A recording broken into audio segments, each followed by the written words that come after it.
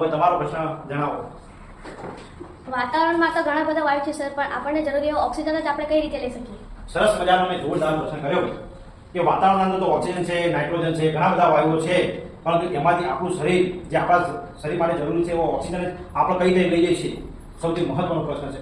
હવે આ પ્રશ્ન ઘણીવાર ઘણા વિદ્યાર્થી થતો હોય છે. ગઈ છે પણ મારા એક વિદ્યાર્થીને આવો પ્રશ્ન થયો હતો કે સાહેબ આપણે ઓક્સિજન કેમ લઈએ છીએ. તો જુઓ તમે મોટા ભાગે કે વાતાવરણની અંદર મોટા ભાગે ઘણા બધા વાયુઓ છે.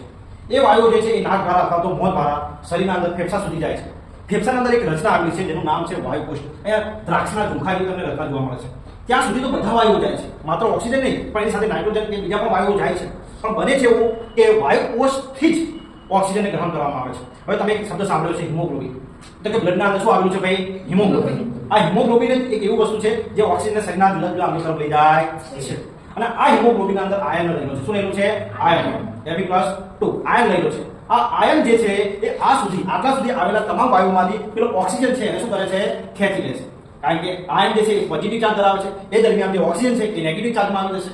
બરાબર છે? તો આ જે પોઝિટિવ જે છે એ નેગેટિવને શું કરશે? પોતાની તરફ આકર્ષશે. એટલે ઓક્સિજન ઓટોમેટિક એની તરફ ખેંચી જશે અને એના સિવાયના બાકીના વાયુ જે છે એ ફરીથી શ્વાસ નળી દ્વારા બહાર નીકળી જશે.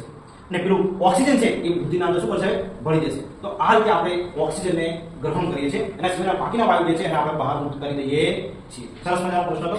આના માટે આપણે તાળી પાડી.